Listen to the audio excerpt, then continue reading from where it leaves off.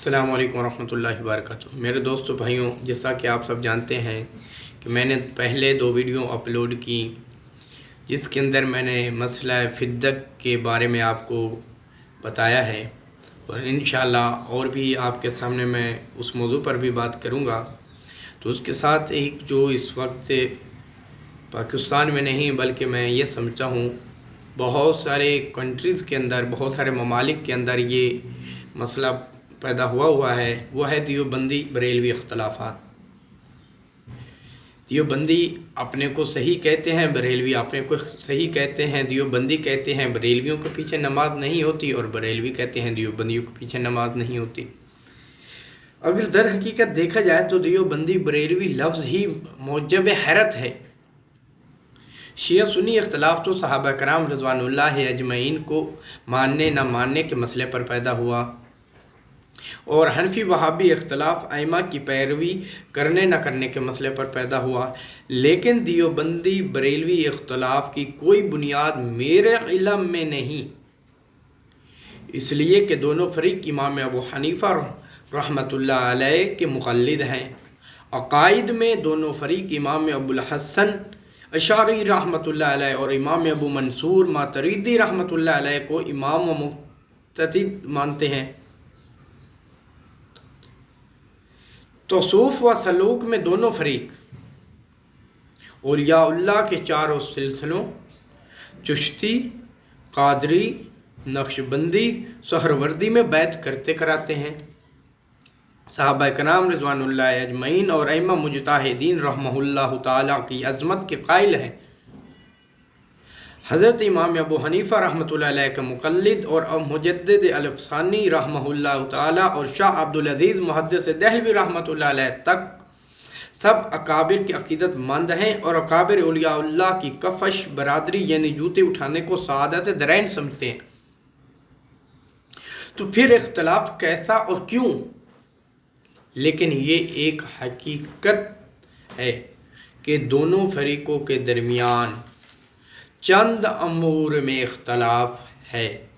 اسی لیے میں کسی فریق کا نام لیے بغیر قرآن و سنت رسول اللہ صلی اللہ علیہ وآلہ وسلم اور فقہ حنفی کی تصریحات کی روشنی میں ان کے مختلف فقہی مسائل کے بارے میں اپنا نقطہ نظر پیش کر دینا کافی سمجھتا ہوں، جس سے قارئین کو یہ فیصلہ کرنے میں آسانی ہوگی کہ کون سا فرقہ حقیقی معنوں میں قرآن و سنت اور فقہ حنفی کی تعلیمات و تشریحات پر عمل پیرا ہے۔ یاد رکھیے، عقائد کا معاملہ یعنی جن باتوں پر یقین رکھنا ضروری ہے انتہائی نازک اور حساس ہے۔ قرآن کریم اور احادیث نبویہ صلی اللہ علیہ وآلہ وسلم کی روشنی میں یہ بات ثابت ہوتی ہے کہ اگر کوئی شخص کتنا ہی بڑا گنہگار کیوں نہ ہو، لیکن اگر اس کے عقائد درست ہیں، یعنی جن باتوں پر یقین رکھنا ضروری ہے ان باتوں پر اس کا یقین ہے اور مشرک نہیں ہے، تو امید ہے کہ اللہ تعالیٰ کی رحیم و کریم ذات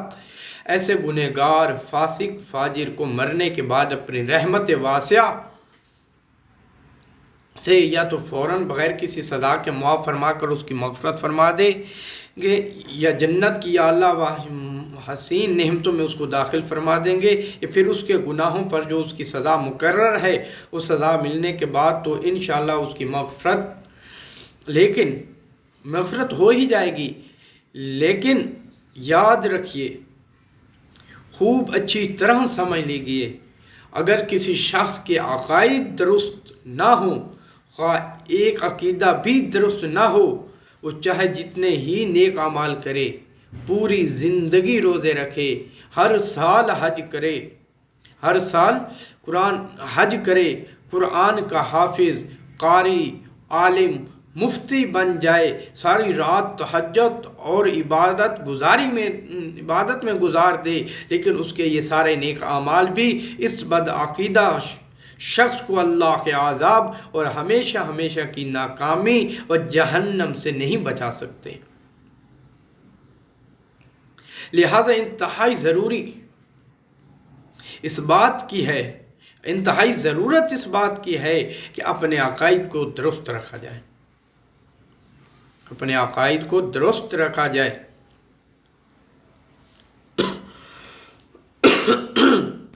خواہ شرک و ضلالت کی کیسے ہی تند و تیز ہوا،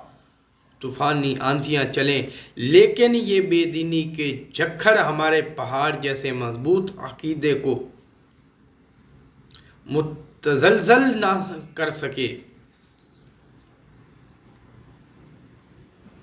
ہلا نہ سکیں۔ میرے دوستو، ہندوستان کے جلیل القدر عالم حضرت شاہ ولی اللہ محدث دہلوی رحمۃ اللہ علیہ نے لکھا ہے کہ شرک شریعت میں اس کو کہتے ہیں جو صفتیں خاص اللہ کی ہیں وہ اس کے غیر میں یعنی اس کی مخلوق میں ثابت کرے، یعنی جیسا علم اللہ کو ہر چیز کا ہے اور کسی مخلوق کا علم بھی ایسا ہی جانے، جیسے اللہ کو قادر قدرت والا جانتا ہے ہر چیز پر، ایسا ہی اور کسی کو بھی جانے، یہ جیسا وہ تصرف رکھتا ہے عالم میں اپنے ارادے کے ساتھ ویسا اور کو بھی جانے۔ قرآن شریف کے 7ویں پارے میں سورۃ انعام کے 9ویں رکوع کے اندر آیت نمبر 82 میں اللہ تعالیٰ ارشاد فرماتا ہے، جو لوگ ایمان لا کر اپنے ایمان کو شرک سے خلط ملط نہیں کرتے انہی لوگوں کے لیے امن اور حقیقتاً راہ یافتہ وہی لوگ ہیں۔ قرآن کریم کے 24ویں پارے میں سورۃ زمر کے 7ویں رکوع کے اندر آیت نمبر 25 میں اللہ تعالیٰ اپنے محبوب سے ارشاد فرماتا ہے، یقیناً تیری طرف بھی تجھ سے پہلے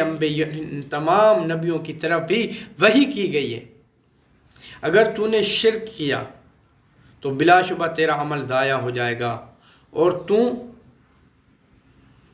ضیاع کاروں خسارے میں پڑ جانے والوں میں ہو جائے گا۔ اے محمد صلی اللہ علیہ وسلم، تیری طرف اور تجھ سے پہلے انبیاء کی طرف ہم یہ حکم بھیج چکے ہیں کہ اگر بالفرض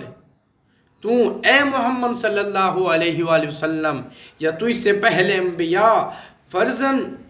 شرک کریں تو ان کے نیک کام اکارت ضائع ہو جائیں گے اور بڑی بربادی میں پڑ جائیں گے۔ یہ کلام جلالی اور شہنشاہ رعب کے قاعدے پر ہے۔ حضرت محمد صلی اللہ علیہ وسلم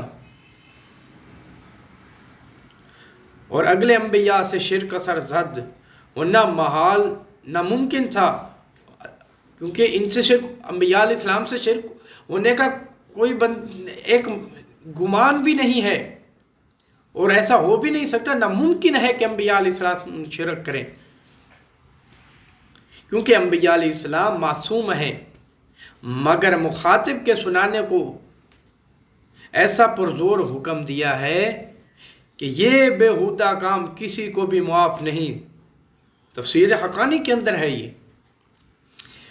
تو اسی طرح حدیث سے حضرت عبداللہ رضی اللہ تعالیٰ عنہ کہتے ہیں کہ رسول خدا صلی اللہ علیہ وآلہ وسلم نے فرمایا، جو شخص اس حال میں مر جائے کہ وہ اللہ کے ساتھ شرک کرتا ہو تو وہ دوزخ میں داخل ہوگا۔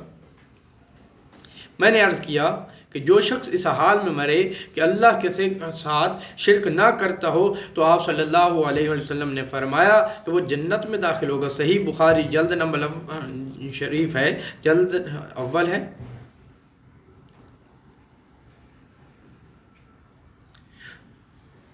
یاد رکھیں،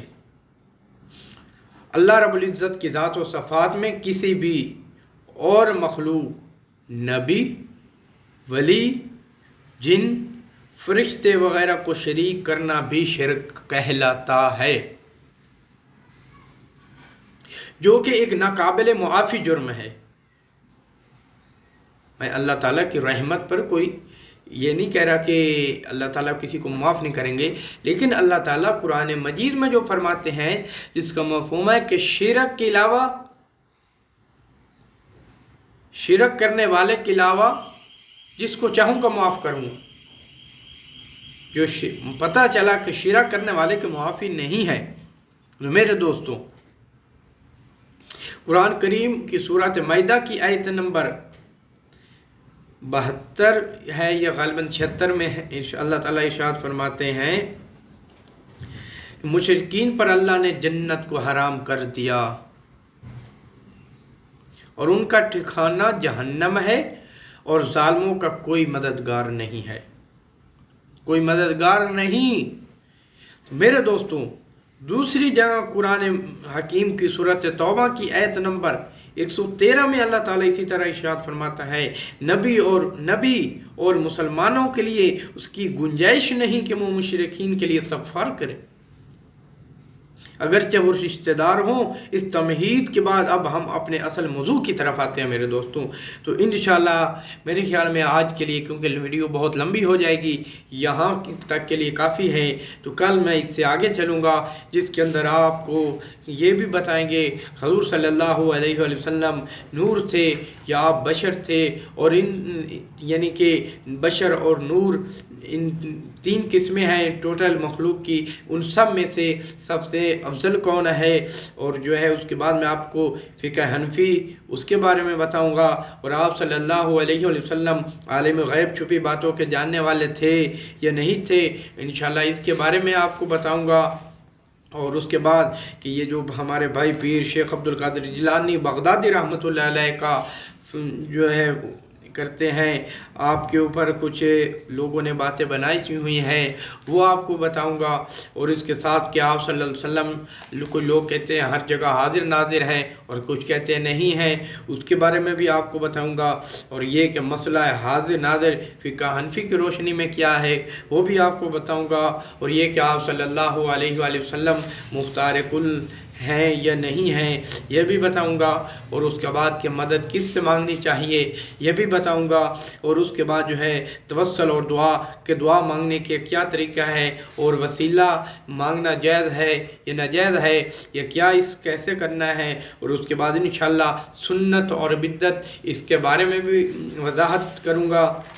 और इंशाअल्लाह इसी तरह और बहुत सारे हैं। कब्र पर अज़ान देना है, नमाज के बाद मुसाफ़े का रवाज है, नमाज जनाजे के बाद की दुआ है, अंगूठे चूमना है, और उसके बाद जो है इसी के साथ अज़ान से पहले सलात व सलाम पढ़ना है, और पुख्ता मज़ारात और उनके कुब्बे हैं, कब्रों पर गिलाफ और चादरें चढ़ाना है, और कब्रों पर चिराग जलाना है, कब्रों का तवाफ़ और सजदा वगैरह है, कब्रों पर मनते और चढ़ावे हैं, तीजा सातवां चलीसा वगैरह की रस्म है, और इसके साथ साथ 11वीं शरीफ की रस्म है, और ईद मिलादुन नबी सल्लल्लाहु अलैहि वसल्लम है। तो इंशाअल्लाह इसके साथ सीरतुन नबी सल्लल्लाहु अलैहि वसल्लम के जलसे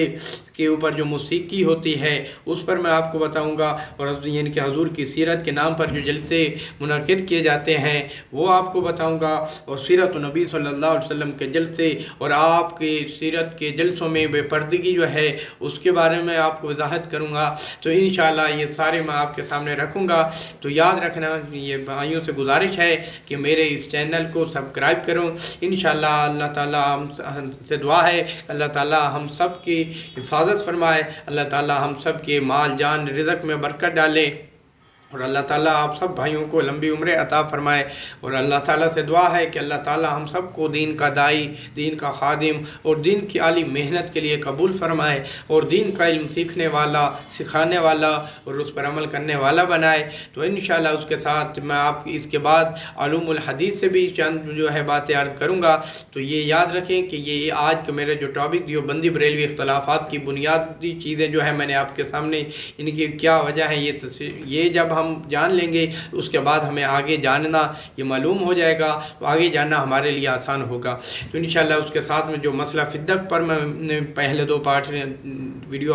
अपलोड की हैं उसके ऊपर भी मैं इंशाअल्लाह आपके सामने बात रखूँगा। और भी तो अल्लाह ताला से दुआ है कि अल्लाह हमें अमल की तौफीक अता फरमाए। तो मेरे चैनल को सब्सक्राइब कीजिए और लाइक कीजिए और शेयर कीजिए। अल्लाह ताला आपको खुश रखे। आखिर दावाना अनिल हम्दुलिल्लाहि रब्बिल आलमीन।